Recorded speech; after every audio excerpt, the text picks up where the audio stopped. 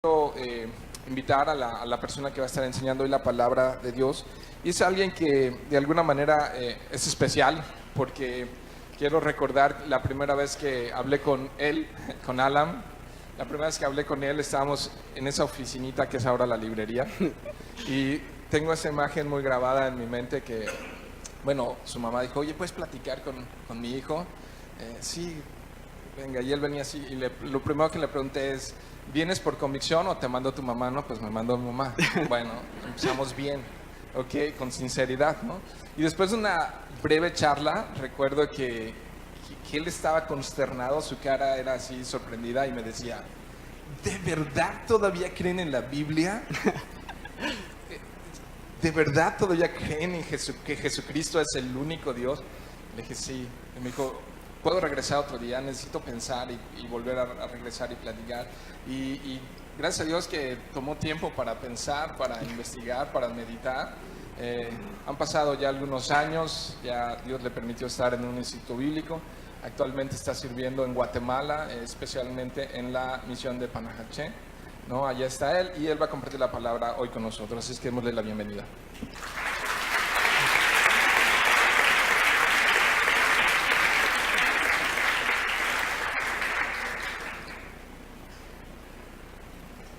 Buenos días a todos. Es un gusto, un honor y un privilegio estar con ustedes hoy. Por favor, abran sus Biblias en Efesios capítulo 2.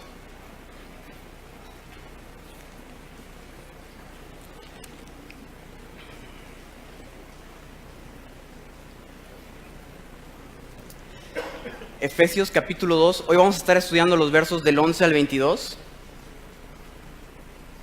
Y déjame darte un poco de contexto mientras vas hacia Efesios. Efesios fue una carta escrita por Pablo. Fue dirigida a la iglesia de Éfeso. Es una carta bastante impersonal. A diferencia de Filemón, no se hacen muchas como saludos personales. Los únicos dos nombres que se mencionan es a Pablo y Tíquico. Pero, sin embargo, ha sido llamada el lugar santísimo del Nuevo Testamento, o la joya de la corona del Nuevo Testamento. Si algunos de ustedes acá conocen a Juan Calvino, el reformador francés, este era su libro favorito de la Biblia. Y es una carta que tampoco trata con corrección, a diferencia de Corintios, que ustedes lo estudiaron hace unos meses o tal vez años. No trata con ninguna disciplina a la iglesia, pero sí habla muchísimo de identidad. Efesios es un libro que nos habla constantemente de nuestra identidad y nuestra posición en Cristo. De hecho, la palabra "en" se repite 90 veces a través de la carta, alrededor de 90. Mientras venía para acá tuve una escala de 5 horas en el aeropuerto de México. Entonces me leí todo el libro de Efesios y me di cuenta que habían aproximadamente 24 versos que nos hablan personalmente de nuestra identidad en Cristo. Y constantemente se repite esto en la carta de Efesios, estas dos palabras: en Cristo. Y el propósito de esta carta es revelarnos nuestra identidad y nuestra posición en Cristo. Y eso es algo importantísimo, porque la búsqueda de identidad define todos los aspectos de nuestra vida. Mientras nosotros buscamos nuestra identidad, cambiamos la manera en que vestimos, la manera en la que hablamos, con qué personas nos juntamos, define qué tipo de ropa compramos, qué carro manejamos. Todo esto es en la búsqueda de identidad. Tal vez en qué universidad estudias hoy. Y lo primero que Satanás utilizó para hacer al hombre caer, para hacer al hombre pecar, fue atacar la identidad que el hombre tenía. Génesis nos relata que al principio Dios creó todo perfecto. Y el hombre estaba en perfecta comunión con Dios. El hombre era dueño de todas las cosas, todos los animales. Adán les puso nombre y todo estaba perfecto. Pero ¿alguien de acá recuerda qué pasó? Un animal aparece en escena y ataca la identidad del hombre, o más bien de la mujer. Génesis 3 nos relata la caída del hombre. Y en Génesis 3:5 se nos dice que Eva y Satanás, o la serpiente, estaban teniendo una conversación. Y después de esta conversación concluye con esta frase de Satanás que convence a Eva de tomar del fruto prohibido. En Génesis 3:5, si lo pueden proyectar, por favor. La serpiente le dice a Eva: el día que tú comas de este fruto no vas a morir, serán abiertos tus ojos y serás como Dios. ¿Qué es lo que estaba Satanás atacando? en este momento. La identidad de Eva. Satanás quería que Eva buscara una nueva identidad separada de Dios, que no fuera suficiente con que Eva fuera creada a la imagen y semejanza de Dios, sino que ella buscara una nueva identidad. Y la búsqueda de identidad en Eva, separada de Dios y de Adán también, causó la caída del hombre, trae todo tipo de males hasta hoy. Y la búsqueda de identidad en nosotros, cuando buscamos una identidad separada de lo que la Biblia dice de nosotros, de lo que Dios dice de nosotros, siempre causa una separación, una división entre Dios y nosotros. Y también división entre los hombres, entre las personas. Y es por eso que es tan importante que nosotros encontremos nuestra identidad en Cristo. Porque desde ese día, desde la caída, el ser humano está constantemente en esta búsqueda de identidad. Todos acá estamos buscando algo que nos defina. Yo soy intelectual, yo soy popular, yo soy deportista, yo soy todas estas cosas. Estamos en una constante búsqueda de identidad.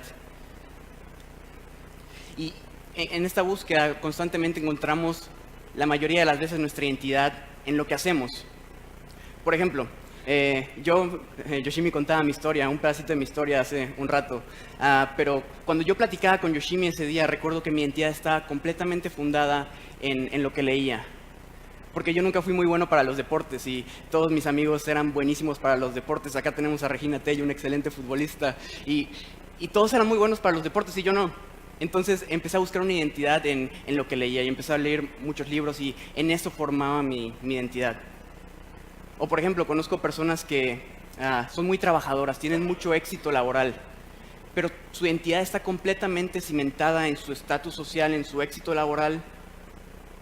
O por ejemplo, me encanta usar esta ilustración porque incomoda a muchas mujeres aquí. Y si algo trae convicción es el Espíritu Santo, no soy yo. Pero conozco muchas mujeres que son bien bonitas, pero su personalidad las hace bien feas, su actitud. Porque ellas tienen su identidad tan cimentadas en soy bonita, visto bien, que empiezan a alejar a todas las personas. O por ejemplo, muchos de acá, ahí veo bastantes jóvenes acá, estamos buscando entrar a una específica universidad porque esa universidad nos va a dar una identidad. Voy a poder decir, yo pertenezco a esta universidad. Constantemente estamos en búsqueda de identidad y normalmente nuestra identidad la encontramos en lo que hacemos. Pero hay un problema con esto. Cuando yo encuentro mi identidad en lo que hago, naturalmente causa una división entre yo y las demás personas. Ejemplo, cuando yo leía muchos libros, de repente alejaba a todos los que no leían los mismos libros que yo.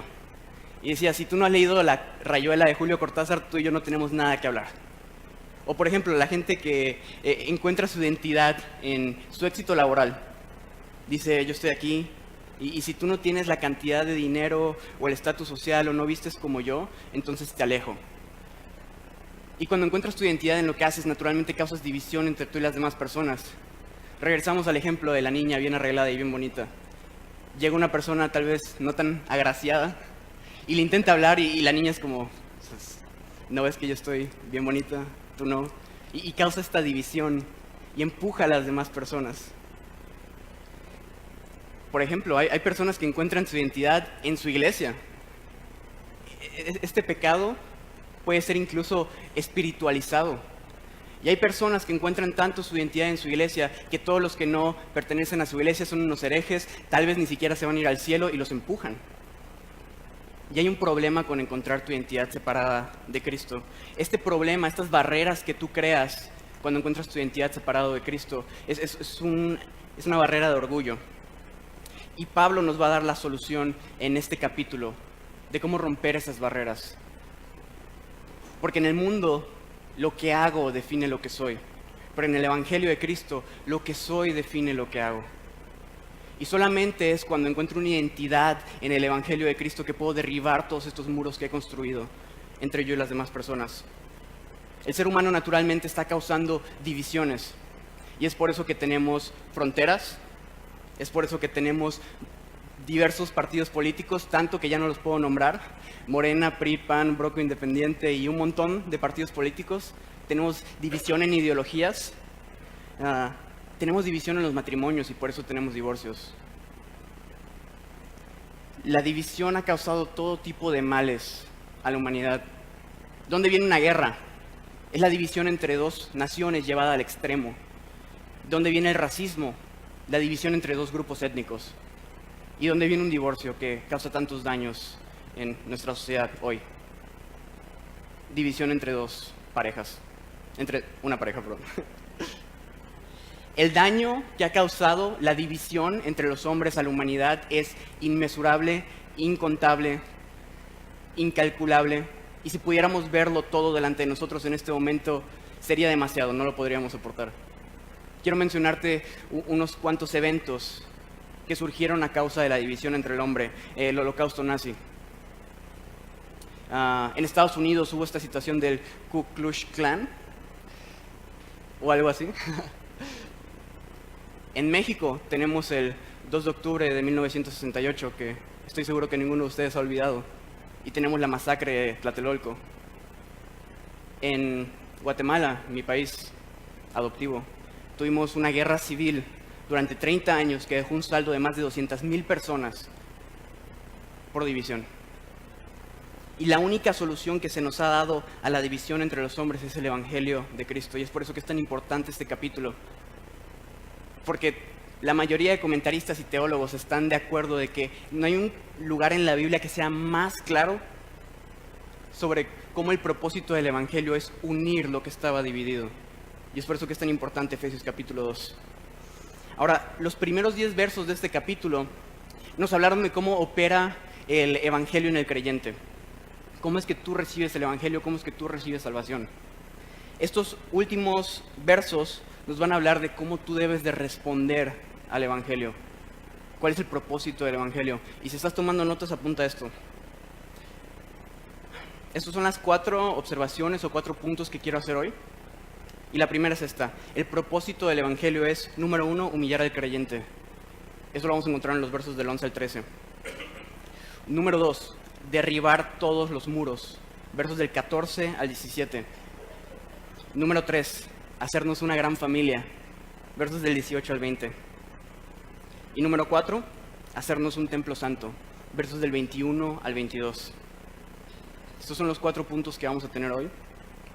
Y quiero informarte que este es un capítulo teológicamente muy extenso. Y no planeo ir tanto en profundidad en el capítulo. Los pastores a los que más respeto han dividido esta sección como en 5 sermones. Y yo sé que ustedes no tienen tanto tiempo. Entonces no vamos a profundizar tanto como podríamos. Te aconsejo, te sugiero que lo leas en tu casa y que medites en él. También te quiero hablar de que hay un contexto inmediato en este capítulo que no queremos ignorar, pero en el que tampoco vamos a profundizar. Y eso está hablando de los judíos y los gentiles que existían en la iglesia de Éfeso. Y nuevamente, no queremos profundizar tanto en esto, sino que lo que quiero hacer hoy es que llevemos este capítulo a una aplicación práctica personal para nosotros aquí en Calvary Norte. ¿Todos de acuerdo? ¿Sí? ¿Amén? ¿Amén? Bueno, entonces Efesios capítulo 2, versículos del 11 al 22. Les di una pequeña introducción para que tengan tiempo de ir ahí. ¿Ya están todos ahí? Si estás tomando notas, el título de este mensaje es Una gran familia. ¿Les parece si oramos, iglesia? Y Padre, te doy muchísimas gracias por lo que estás haciendo en Mérida, Yucatán, Señor. Gracias porque has tenido misericordia de esta ciudad. Y gracias porque has levantado iglesia, Señor. Y aquí en Mérida, Señor, tú tienes una gran familia. Y te agradezco por eso. Dios, mientras entramos al estudio de tu palabra, Señor, te doy gracias por este privilegio de poder compartirla, Señor. Y no me tomo este privilegio a la ligera, Señor, sino que lo hago con temor y temblor. Sabiendo que cada palabra, Señor, que salga de mi boca, Señor, tendré que darte cuenta a ti, Jesús. Así que te pido que estorbes todo lo que no venga de tu Espíritu Santo, Señor, y todo lo que no apunte y dé gloria al nombre de Jesús. Porque es a quien venimos a ver, Señor. Y te doy gracias porque sé que estás aquí, sé que estás entre nosotros, así que manifiéstate, Señor, a nosotros con poder. Porque el reino de los cielos no son palabras, sino que es poder. Así que háblanos, Señor, danos oídos para escuchar lo que tienes para decir a tu iglesia hoy. Te lo pido en el nombre de Jesús. Amén.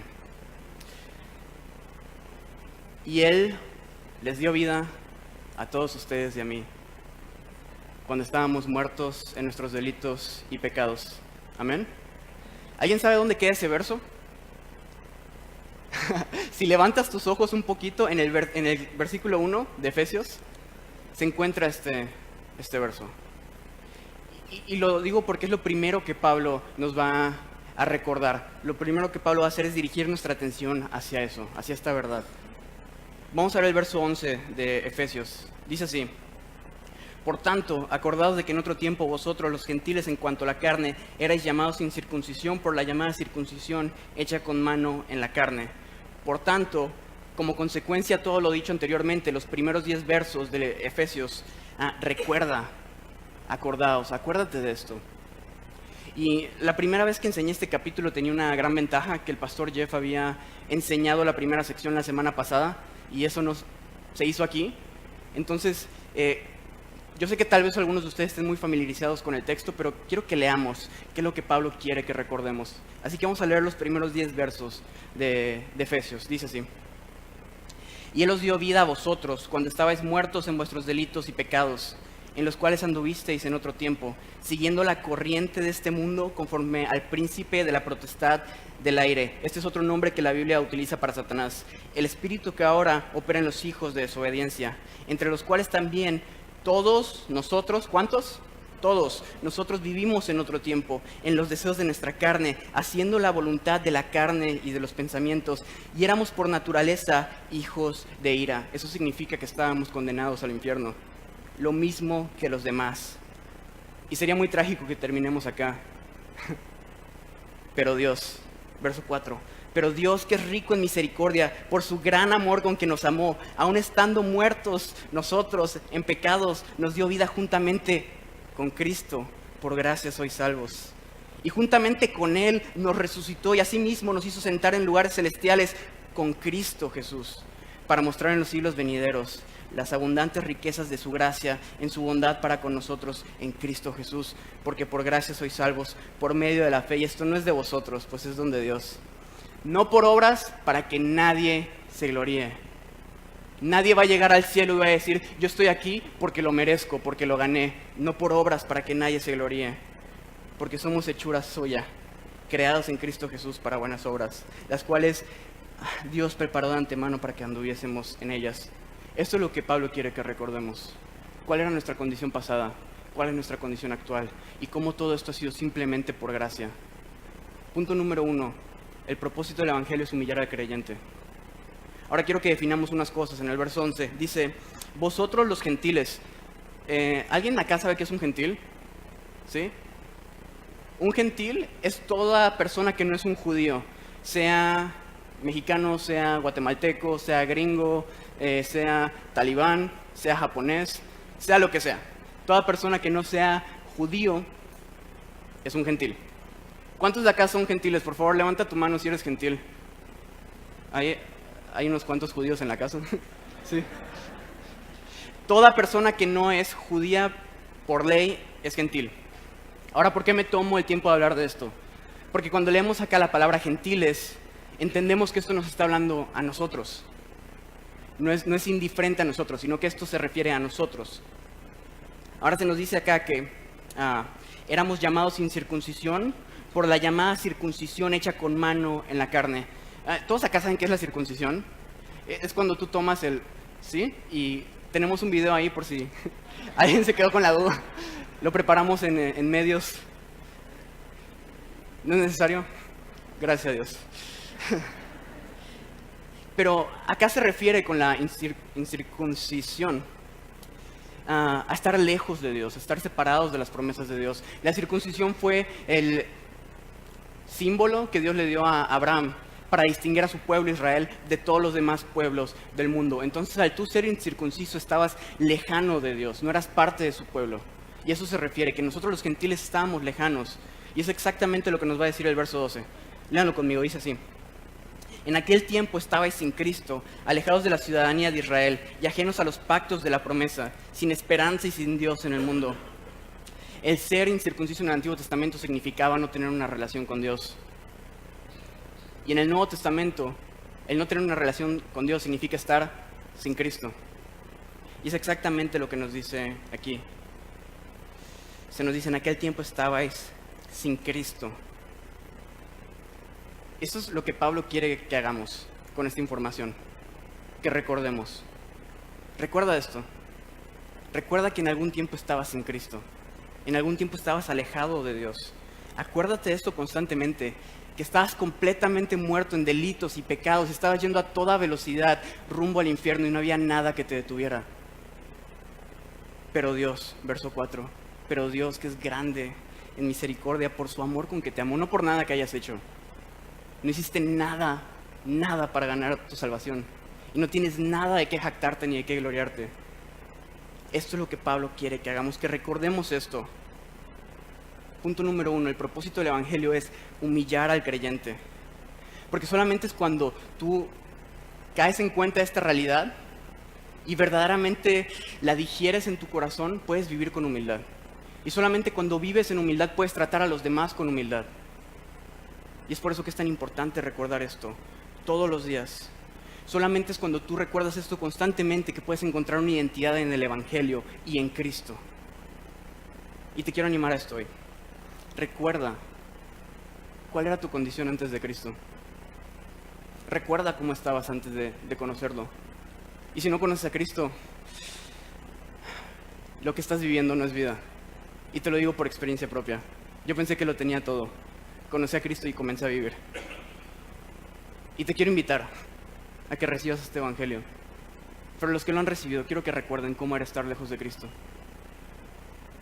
Para mí, era ser un drogadicto, un alcohólico, un ladrón, un mentiroso, asesino, con tendencias suicidas desde los 13 años, sin exagerar. Tengo una madre ahí que da testimonio y que lloró amargamente durante 7 años viviendo esta realidad conmigo. Y no hice nada para cambiar mi situación, sino que fue solamente por gracia a través de la fe en Jesucristo. Y ahora todo es diferente, como nos muestra el siguiente verso, verso 13. Dice así: pero ahora en Cristo Jesús, vosotros que en otro tiempo estabais lejos, habéis sido hechos cercanos por la sangre de Cristo. Ahora tengo gozo, tengo paz, tengo una esperanza eterna. Dios me dice que estoy sentado en los lugares celestiales en Cristo. Dios ha cambiado radicalmente mi vida. ¿Y saben por qué lo hizo? ¿Lo hizo porque era una gran persona? ¿Lo hizo porque era la mejor opción? ¿Lo hizo porque diezmaba? ¿Por qué Cristo nos trajo hacia Él mismo? ¿Por qué hemos sido hechos cercanos? La respuesta está en el texto. Dice, hemos sido hechos cercanos exactamente por la sangre de Cristo.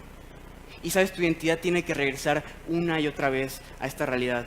Que tu identidad se refugie y se cubra en la sangre de Cristo. Que puedas vivir todos tus días en la realidad del Evangelio que has recibido.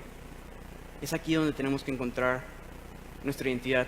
Punto número 1, el propósito del Evangelio es humillar al creyente y exaltar a Cristo. Una persona que entiende la gracia que ha recibido, naturalmente da gracia. Y una persona que entiende la gracia que ha recibido puede ver en la calle al peor borracho, desahuciado, marginado social y decirle, ¿sabes qué? Tú eres perfecto candidato para ser parte de mi familia. Y sabes, quiero hablarte del Jesús que he conocido, porque yo sé que la gracia que he recibido también te la puede dar a ti. Y una persona que entiende la gracia que ha recibido puede ver al político más corrupto y orar por él en vez de juzgarlo y estar publicando cosas negativas en todas las redes sociales, causando aún más división. Porque entiende que incluso ese político, por más malvado y corrupto que sea, lo único que me diferencia de él es la gracia que he recibido. Una persona que entiende la gracia que ha recibido puede ver a cualquier persona y hacerlo parte de esta familia. Porque cuando recibes gracia, naturalmente lo que quieres es dar gracia. Es unir y no dividir. Cuando realmente entiendes el Evangelio, entiendes que a los pies de la cruz, todos nosotros somos iguales. Dios no hace excepción de personas. A los pies de la cruz, todos somos iguales. Una persona que encuentra su identidad en el Evangelio y entiende esto, es humilde, no es orgullosa, y busca unir y no dividir.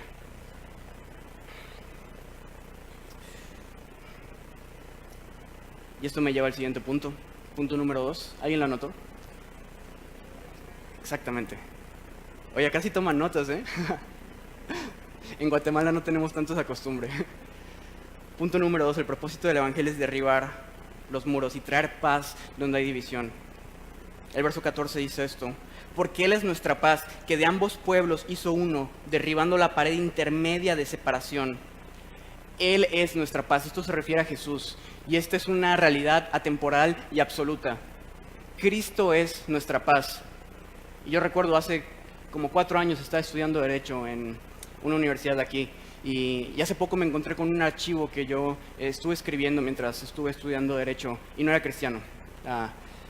Y en este archivo que yo le llamé Ensayo sobre la Igualdad, proponía esta idea de que lo que iba a traer paz al mundo era este sistema social basado en la igualdad social, también conocido como marxismo o socialismo. Y yo estaba convencido de esto. Qué equivocado estaba, porque tenemos la evidencia de muchos países como Venezuela, Rusia y otros países, Cuba, que lo han intentado y no ha funcionado. Y el ser humano tiene todas estas ideas de cómo podríamos tener paz entre nosotros, tal vez a través de un sistema económico, de una economía más estable, de un nuevo partido político. Pero ninguna de estas cosas va a traer paz a nosotros, porque Cristo es nuestra paz y solamente en Cristo vamos a encontrar paz. Y la razón por la que no hay paz entre el hombre es porque el hombre no va a Cristo, porque solamente en Cristo puedes tener paz para con Dios, Romanos 5:1, y paz entre nosotros. El problema de México y del mundo no es la desigualdad social, aunque es terrible y no hay que ignorarla. El problema es que México no va a Cristo y lo único que va a traer verdadera paz a México es un verdadero avivamiento espiritual. Y no sé ustedes, pero yo estoy orando, no solo por Guatemala, también por México, porque estoy convencido de que el Señor puede derramar su espíritu y hacer cosas increíbles aquí. Cristo es nuestra paz. Ahora, acá se nos habla de que Él vino derribando, Cristo, derribando la pared intermedia de separación. Y aquí nos está hablando de esta pared que había entre los judíos y el resto del mundo. Había esta pared que eran todas las leyes, regulaciones del Antiguo Testamento. Eran leyes alimenticias, días festivos, la circuncisión. Todas estas cosas eran una barrera que distinguían a los judíos del resto del mundo. Y hoy estamos muy agradecidos porque Cristo derribó eso. ¿Por qué? Porque de otra manera vendrías acá a Calvary Norte y preguntarían después del servicio: oye, ¿cuántas personas aceptaron al Señor? Y dirían, no sé, unas 5, los llevaríamos a una sala aparte, tendríamos que afiliarnos con el Star Médica. Diríamos, ok, aceptaste a Cristo, siguiente paso, tenemos que hacer una pequeña operación. ¿Sí saben a lo que me refiero? O por ejemplo, si Cristo no hubiera derribado ese muro y todavía tuviéramos estas leyes que cumplir, no habría cochinita los domingos, ni frijol con puerco los lunes, porque el cerdo era un animal impuro. ¿Cuántos de acá están muy agradecidos porque Cristo derribó esta barrera? ¿Amén? ¿Amén? Yo también estoy muy agradecido. Cristo derribó el muro. Ahora, Cristo hizo esto para que nosotros no tuviéramos que seguir todas estas leyes y regulaciones que son buenas, que se les dieron a los judíos. Y Él lo hizo viviendo una vida perfecta y cumpliendo la ley a la perfección, para que nosotros no tuviéramos que enfocarnos en lo que comemos y en lo que no comemos, sino que podamos enfocarnos en lo más importante, en cumplir el más grande mandamiento, que es amar a Dios por sobre todas las cosas y amar a mi prójimo como a mí mismo. Y de eso se trata. Ahora, ¿cómo aplica esto para nosotros hoy?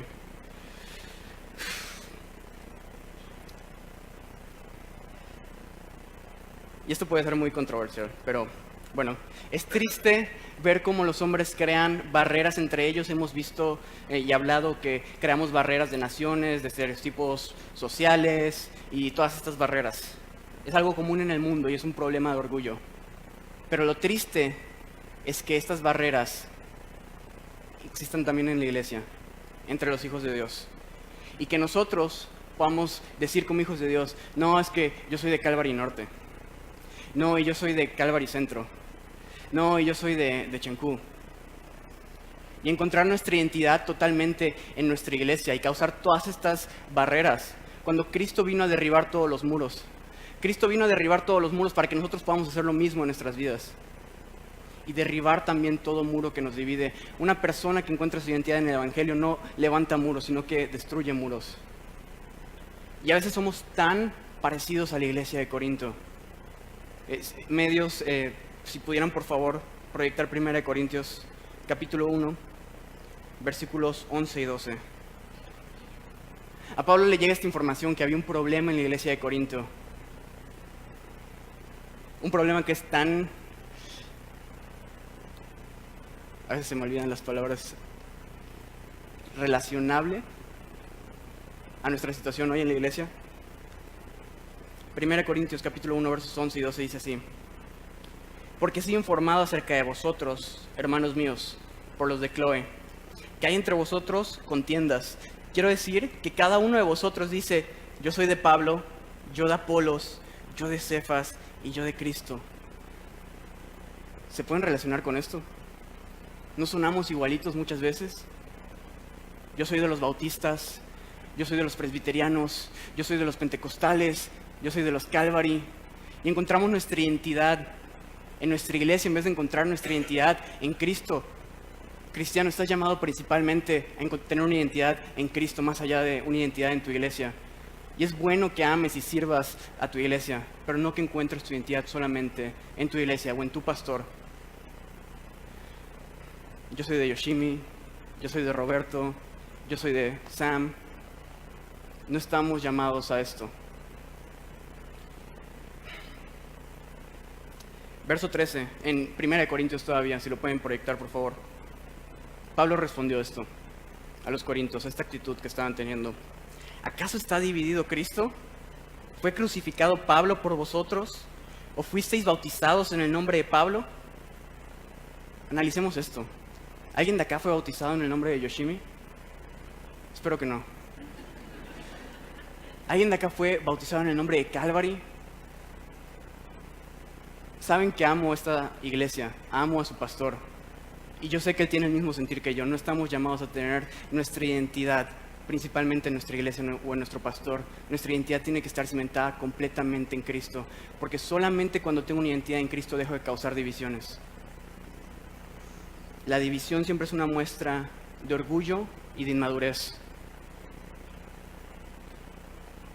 Y la división es una muestra de una falta de identidad en el Evangelio y una identidad puesta en el hombre. Y probablemente te estés preguntando, ¿y la doctrina? ¿Qué no es importante la doctrina? Claro que es importante, es muy importante. Y los que me conocen acá saben que yo soy fariseo de fariseos y soy muy celoso de la sana doctrina. Es muy importante la doctrina. Y por eso tenemos denominaciones. Y yo creo que estamos llamados, Filipenses capítulo 2, versículo 1, a estar en una iglesia que tenga el mismo sentir. Estar en una iglesia donde estemos de acuerdo con lo que se enseña. Por eso no tomó a Cristo por sorpresa. Cristo sabía que iban a haber muchas iglesias y muchas denominaciones porque Él tiene todo tipo de hijos en esta familia. Y hay todo tipo de iglesias para todo tipo de personas. Y que un hermano de otra iglesia tenga diferencias doctrinales a las mías no me da el derecho de tratarlo menos como un hermano.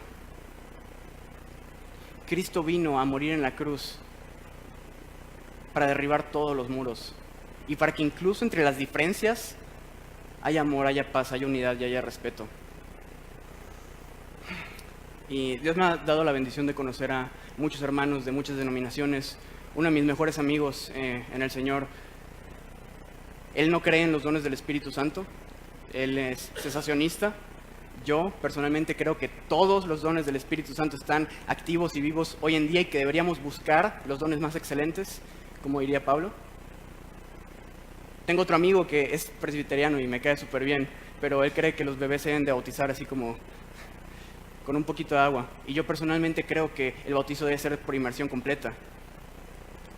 Y tengo otro amigo que me cae re bien, porque él cuando alaba al Señor parece que está en una clase de zumba y le encanta estar así moviéndose y levantando las manos y gritando y él así alaba al Señor y él habla en lenguas cada vez que puede. y somos muy diferentes. Pero sabes, en medio de todas esas diferencias hay unidad, hay paz, hay amor y hay respeto. Y eso es a lo que estamos llamados, iglesia. ¿Tienen tiempo? Esto me recuerda a Juan capítulo 12. En Juan capítulo 12 es una de mis historias favoritas, porque encontramos que Lázaro acaba de resucitar y están teniendo una cena bastante extraña con un hombre que acaba de resucitar y están ahí dos hermanas, ¿se acuerdan cómo se llamaban? Marta y María y Lázaro, el que acaba de resucitar, y están ahí los tres. Y me encanta porque esa historia nos revela la personalidad de cada uno de esos hermanos. Lázaro, Marta y María eran hermanos de sangre. Y ves que Marta era una persona que era como muy afanada, como todo el tiempo estaba trabajando. Y es de esas personas que creen que la salvación se pierde y que todo el tiempo está corriendo para no perder su salvación. Y Marta era esa persona que solamente servía y trabajaba duro por el Señor. María, por el contrario, era una mujer que simplemente adoraba. Y todo el tiempo te la encontrabas en los pies de Cristo. Era como, ¿dónde está María? En los pies de Cristo. Y en esta historia, en Juan 12, vemos que ella está derramando aceite sobre los pies del Señor y poniendo sus cabellos y apasionada por la adoración y el servicio al Señor. Y vemos a Lázaro que acaba de resucitar y tendría mucho que decir, pero la historia nos cuenta que no dice nada. Y me imagino a Lázaro, esta es una suposición, no es doctrina, como una persona muy relajada. No tenía nada que decir. Esto es lo que quiero hacerles ver. En esa familia habían 3 hermanos y los 3 eran muy diferentes, pero ¿sabes qué? Eran una familia. Y ¿sabes qué tenían en común? Que los 3 amaban al Señor. Y tal vez los 3 le servían y se comportaban de manera diferente, pero los 3 amaban al Señor. Y es una perfecta representación de la iglesia de Cristo. Somos una gran familia y somos muy diferentes, pero somos llamados a vivir en unidad. Si tus diferencias doctrinales te hacen alejar a tus hermanos en Cristo, no estás entendiendo bien el Evangelio. Punto 2. El propósito del Evangelio es derribar todos los muros y por consecuencia hacer de los cristianos una gran familia. Siguiente verso, verso 15.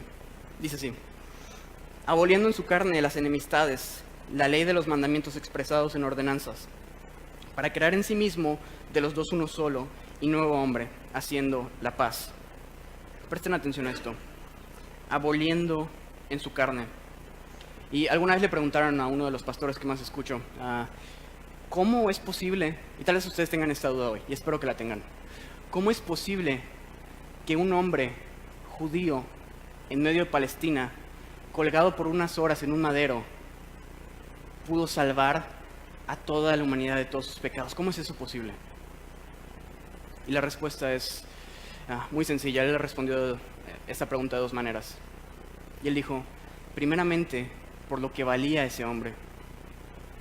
Porque si pones en una balanza las estrellas y las montañas y el arte y la música y todo lo que es bello y todo lo que trae gozo y la suma de toda la creación, si la pones de un lado y del otro lado pones a ese hombre, a Jesús de Nazaret, este hombre sobrepesa todas las demás cosas. Este hombre vale mucho más que la suma de todos nosotros juntos. Vale más que la suma de toda la gloria de todos los hombres de todos los tiempos. Jesús era mucho más valioso. Y es mucho más valioso hoy, porque hoy vive. Y respondió, también por esto. Porque en esa cruz no simplemente estuvo colgado unas horas, sino que en esa cruz Él pagó por el precio de cada uno de nuestros pecados. Cada mentira, cada lujuria, cada orgullo que has tenido, cada pensamiento blasfemo, todas esas cosas que tú sabes que hay en tu corazón, merecían un castigo. Y la Biblia es muy clara, el castigo que merecen es la muerte. Romanos 6:23, la paga del pecado es muerte, muerte eterna y separación de Dios eterna. Y en esa cruz, el que no conoció pecado por nosotros fue hecho pecado, para que nosotros fuésemos llamados justicia de Dios en Él. Y en esa cruz, Cristo no simplemente estuvo colgado unas horas, sino que pagó por el precio de cada uno de esos pecados. Y es exactamente a lo que se refiere este verso cuando dice, aboliendo en su carne las enemistades. Nos dice que el precio de nuestra reconciliación fue su crucifixión. Y cuando piensas en esto,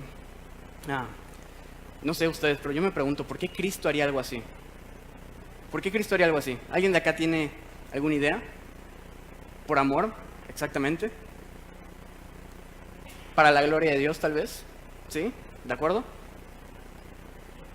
Pero este verso nos da una razón más del por qué Cristo hizo esto. Y la Biblia se vuelve muy clara cuando le prestas atención a estas conjunciones. Acá nos dice para. Estas aguas son gratis, porque no tengo dinero. Los misioneros no ganamos muy bien. Gracias. Para, ¿alguien lo vio? Para. Exactamente. Para, con el propósito de crear de los dos uno solo, no solo de los gentiles y de los judíos, que es el contexto inmediato, sino de toda la humanidad. El propósito de Cristo en la cruz es reconciliar a toda la humanidad en una gran familia. Y es por eso que hablamos de reconciliación y de unidad hoy. No simplemente porque quiero llamar su atención, no simplemente porque sea un tema relevante, no simplemente porque me parece una muy buena idea, sino porque en el corazón del Evangelio y en la cruz misma vemos que hay un mensaje de reconciliación y de unidad, no de división. Y no puedes hacer una doctrina de un solo texto, así que vamos a Apocalipsis, capítulo 5, versículo 9.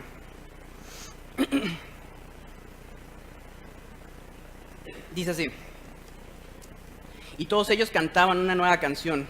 Solo tú mereces tomar el dinero y romper sus sellos, porque fuiste sacrificado y con tu sangre rescataste para Dios a gente de toda raza, idioma, pueblo y nación. Cristo murió para reconciliar a la humanidad en una gran familia, de toda raza, tribu y nación.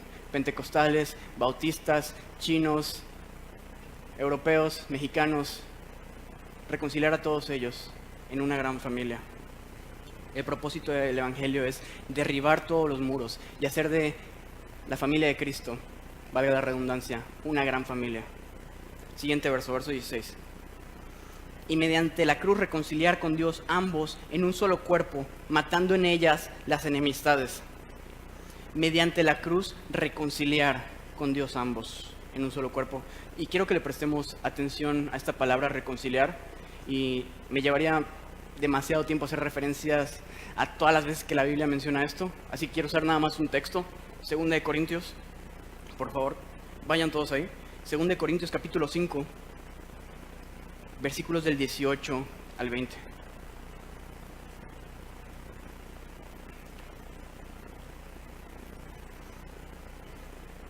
Y presten atención, es más, subraya cada vez que veas esta palabra reconciliar. Dice: y todo esto proviene de Dios, quien nos reconcilió consigo mismo por Cristo y nos dio el ministerio de la reconciliación. Que Dios estaba en Cristo reconciliando consigo al mundo, no tomándoles en cuenta a los hombres sus pecados, y nos encargó a nosotros la palabra de la reconciliación. Así que somos embajadores en nombre de Cristo, como si Dios rogase por medio de nosotros. Os rogamos en nombre de Cristo, reconciliados con Dios. Y si estás aquí y no conoces a Cristo, te lo ruego, en nombre de Cristo, por favor, reconcíliate con Dios. No esperes un segundo más.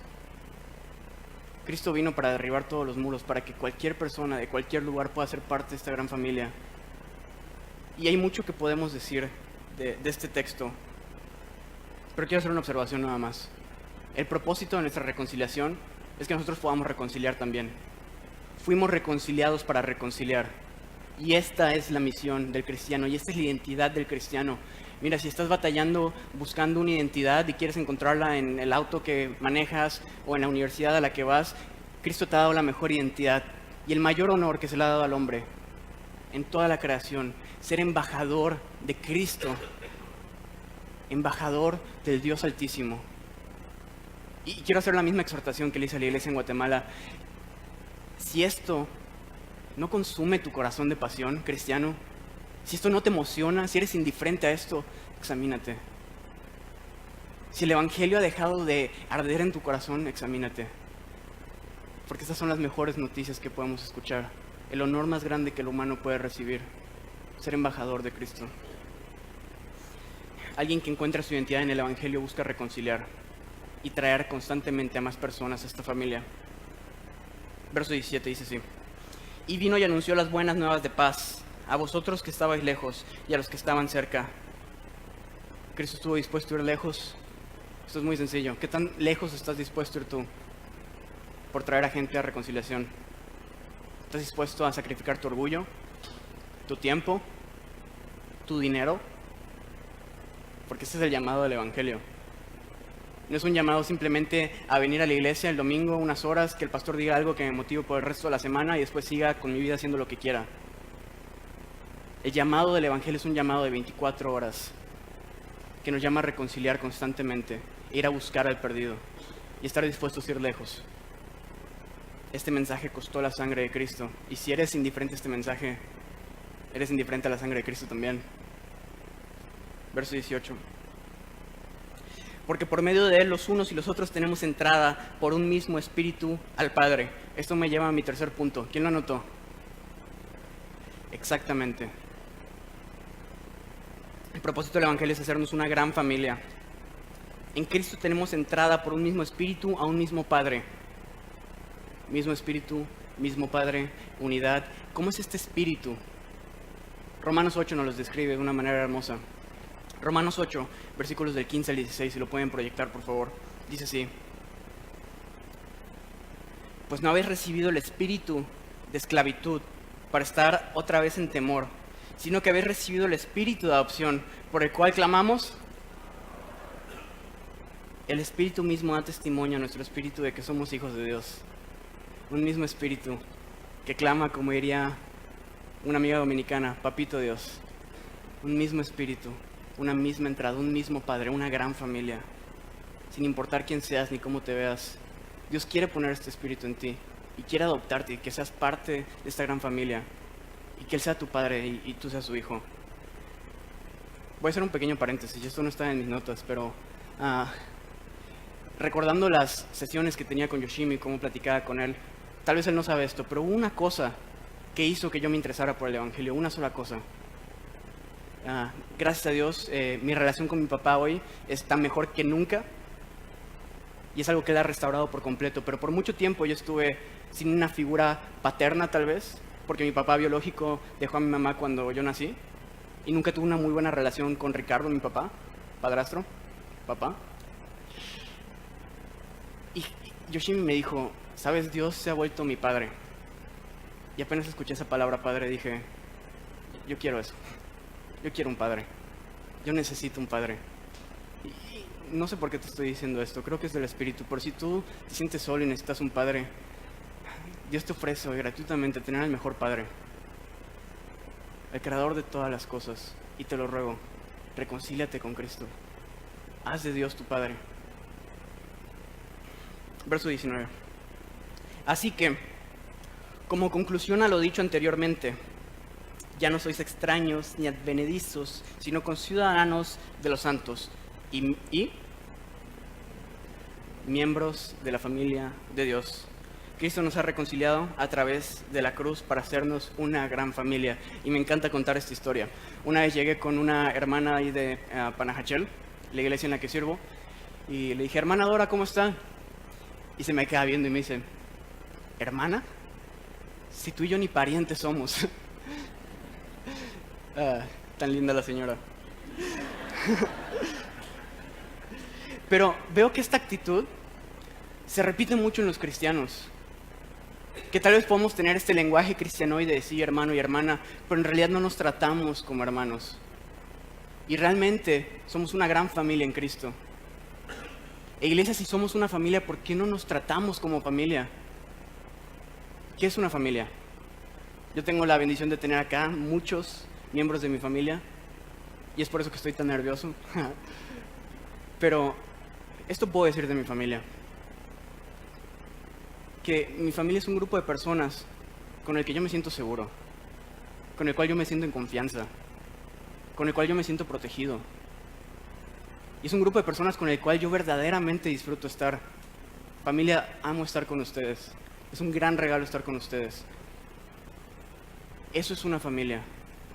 Y sabes, acá Dios nos dice que en Cristo nosotros deberíamos de encontrar exactamente lo mismo en la iglesia. Que Él quiere que nuestra iglesia sea nuestra familia. Y si tú estás aquí y realmente vienes los domingos, escuchas a Yoshimi y luego te vas, no estás entendiendo el punto del Evangelio. No es simplemente venir a la iglesia y luego irte, sino ser parte de una gran familia. Y yo estoy súper agradecido por lo que Dios está haciendo en esta iglesia. Me parece que tienen unos grupos en casa que se llaman Ágapes. ¿Están disponibles para todos? Únete a uno. Y si no conoces a nadie acá, habla con los líderes, involúcrate. No te pierdas de la más grande bendición de ser cristiano. Bueno, no la más grande. Una de las más grandes bendiciones de ser cristiano, y es ser parte de una gran familia. ¿Tienen tiempo?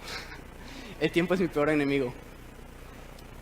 Pero si alguno de ustedes está siendo llamado al campo misionero, déjame decirte que lo más complicado en el campo misionero para mí es estar lejos de mi familia. No poder ver a mi hermanita crecer, extrañar a las otras dos que están más grandes, extrañar a Alex, a mi tía Celia, extrañarla todos los días, a Laura que está ahí con su bebé. Es lo más difícil. Pero Dios me ha bendecido en Guatemala y también ahí he encontrado una gran familia. Y tal vez veo que en Mérida viene mucha gente de muchos lados y tal vez tú no eres de aquí y te sientes como que no tienes a nadie. Involúcrate en la iglesia y te prometo que Dios te va a dar una gran familia. Y vas a encontrar madres y hermanos y tíos y padres y abuelos.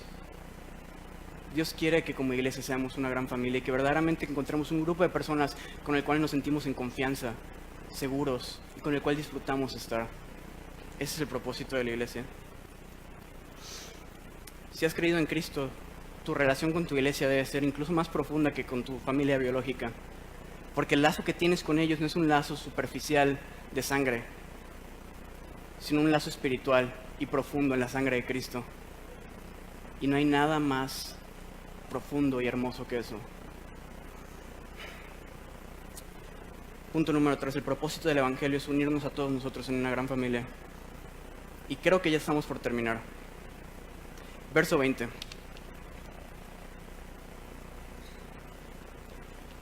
Dice así: edificado sobre el fundamento de los apóstoles y profetas, siendo la principal piedra del ángulo Jesucristo mismo. Esta familia tiene un solo fundamento, el fundamento de los apóstoles y profetas. Y con esto no me refiero a hombres modernos que quisieron ponerse un título de apóstol para sentirse más exaltados que los demás, y ese es otro tema, no me quiero desviar. No me refiero a gente moderna, y la Biblia no se refiere a gente moderna. Se refiere a los apóstoles de Jesucristo que escribieron el Nuevo Testamento y a los profetas del Antiguo Testamento. O sea que el fundamento de esta iglesia y de esta gran familia es la palabra de Dios, el Antiguo y Nuevo Testamento. Y es en eso que se cimenta la iglesia, en la palabra de Dios. Y Jesucristo es la, ¿cómo lo llama acá? Piedra de ángulo.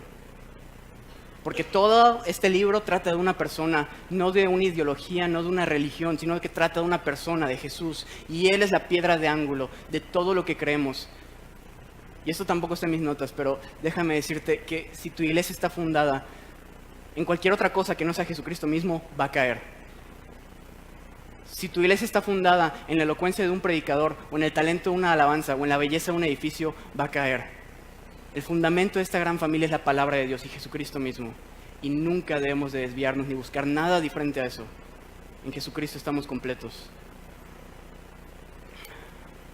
Ahora, entendemos que la iglesia está fundada sobre la palabra de Dios, pero yo sé que ustedes son bien estudiosos. Si pudieran resumir todo el mensaje de la palabra de Dios a unas solas palabras, ¿cuáles serían? Si alguien te dijera, dame el mensaje completo de la Biblia en unas cuantas palabras, ¿qué dirías? Ama a tu prójimo como a ti mismo. ¿Se acuerdan? Pablo dijo, toda la ley, todos los profetas se resume en esto, en una sentencia: ama a tu prójimo como a ti mismo. Y es por eso que hablamos de unidad, porque en el corazón de la Biblia misma vemos un mensaje de unidad y no de división. La misma Biblia está fundada en un mensaje de unión. Y alguien que entiende el mensaje sobre el cual se funda la iglesia busca atraer a más personas cada día a esta gran familia. Alguien que encuentra su identidad en el Evangelio busca unir y no dividir. Y yo sé que soy muy repetitivo, pero no quiero que olvides esto. Este es el fundamento de la iglesia. Ama a tu prójimo como a ti mismo. Terminemos. Ahora sí, versos 21 y 22. Dicen así: en quien todo el edificio bien coordinado va creciendo para ser un templo santo en el Señor, en quien vosotros también sois juntamente edificados para morada de Dios en el Espíritu. Punto número 4. El propósito del Evangelio es hacernos un templo santo. Ahora, hay algo que aprendemos a través de toda la Biblia. Que Dios no es un Dios que more en templos hechos por manos de hombres, ni es servido por manos humanas. Es un Dios grande que el universo no puede contener. Pero sin embargo, Él en el Antiguo Testamento le manda al pueblo de Israel que hagan un templo. No porque Él pueda ser contenido en 4 paredes, sino porque Él quiere tener un lugar específico donde Él se manifieste su presencia y donde la gente pueda ir a adorarle. Ahora, en el Nuevo Testamento vemos que Dios decide construir su propio templo. Y por eso leímos en el verso 10, nosotros somos hechura suya. En el Nuevo Testamento, el antiguo templo se traslada al creyente y nosotros somos el templo. Y es exactamente lo que nos dice este verso. En el Nuevo Testamento, el creyente es el templo de Dios. Ahora, ¿qué era un templo? Era un lugar donde tú encontrabas la presencia de Dios y donde podías ser dirigido a adorar a Dios. Pregunta: cuando la gente ve tu vida, tú siendo el templo de Dios, ¿puedes realmente tener un encuentro con la presencia de Dios? ¿Puede realmente ser dirigido hacia adoración? ¿Puede ver la gracia y el amor de Jesucristo en ti? ¿Puede sentirse incluido en vez de empujado? Hay algo que sé de Jesús. Sé que cualquier persona que estuviese frente a Él, Él amaba. Sea quien sea, sean los fariseos, sean Poncio Pilato, sean las prostitutas, sea una mujer sorprendida en adulterio. Y eso es lo que la Biblia nos dice que deberíamos de ser nosotros, un templo, un lugar donde la presencia de Jesús se pueda manifestar. Dios es amor, ¿amén? Primera de Juan 4:8, esto no me lo inventé yo. ¿Lo pueden proyectar, por favor? Primera de Juan 4:8. El que no ama no ha conocido a Dios, porque Dios es amor. Y la manera más fácil en la que tú puedes manifestar la presencia de Dios aquí en la tierra es amando. Jesús dijo: en esto conocerán que son mis discípulos. ¿En qué? Se amen los unos a los otros.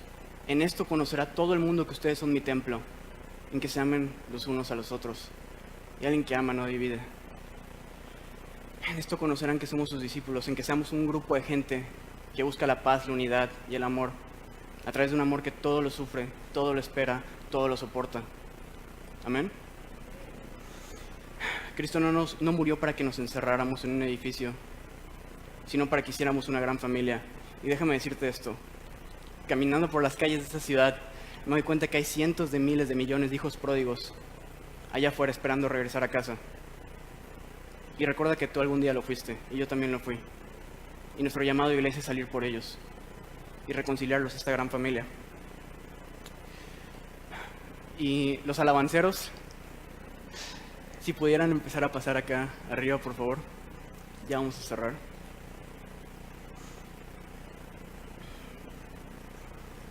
Solamente alguien que vive una identidad en Cristo vive para esto, para reconciliar.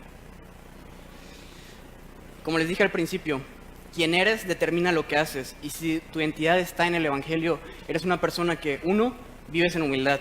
2, vives para derribar muros. 3, vives para acercar más gente a la familia de Dios. Y 4, vives para manifestar la presencia de Dios aquí en la tierra. O sea, eres un templo santo. Y tal vez tú estás aquí y dices: la verdad no estoy buscando mi identidad en Cristo. Y sí soy cristiano y visto como cristiano y vengo a la iglesia, pero mi identidad no está puesta en Cristo. Y estoy bien confundido buscando mi identidad en todas estas cosas que están lejos de Jesús.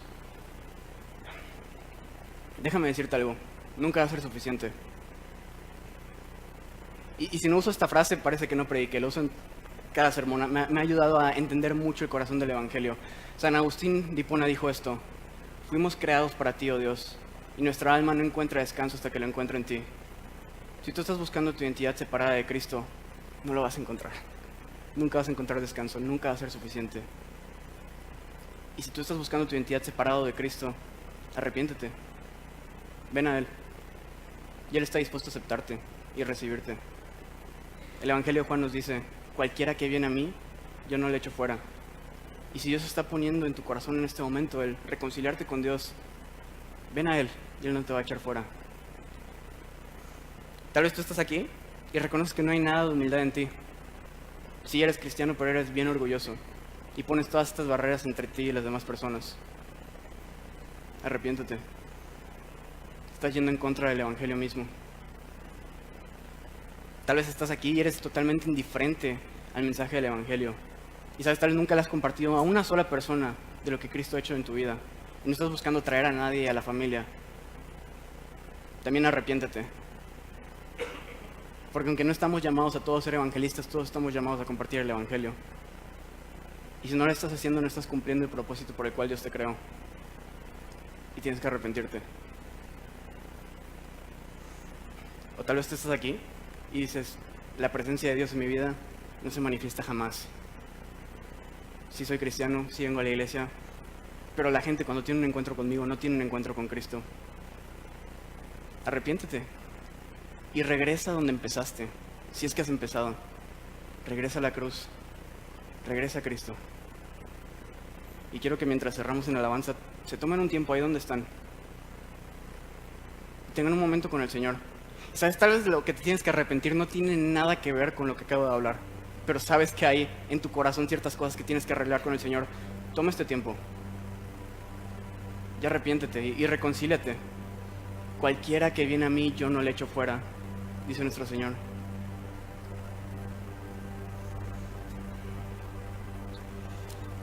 No seas indiferente a este mensaje.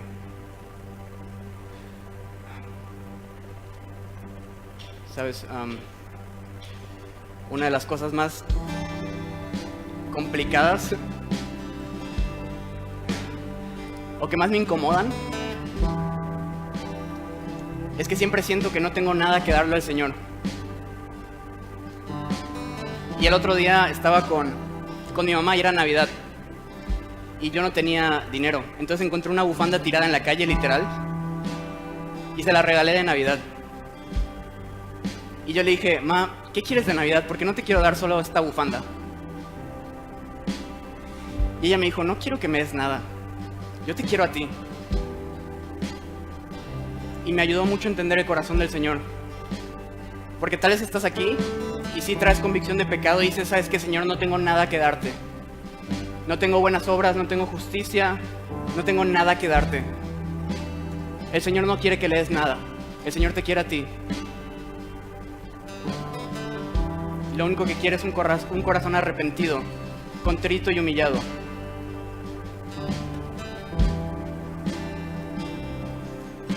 No seas indiferente a este mensaje.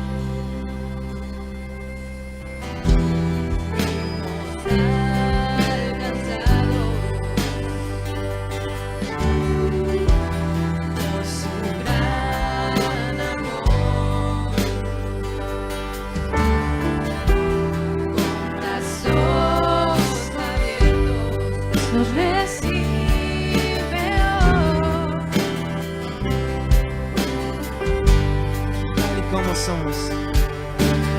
Tal y como somos, nos amó. Hoy nos acercamos sin temor. Él es el agua que al beber jamás tendremos sed. Jesucristo basta, Jesucristo basta.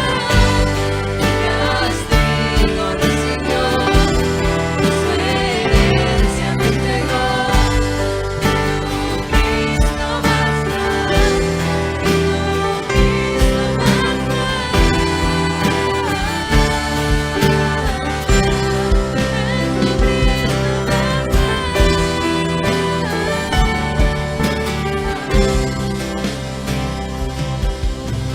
tal y como somos, nos amó. Hoy nos acercamos sin temor, sin temor. Tal y como somos, nos amó. Hoy nos acercamos sin temor. Y Él es el agua que al beber jamás tendremos sed. Jesucristo basta, Jesucristo basta. Castigo recibió, su herencia me entregó. Jesucristo basta, Jesucristo basta.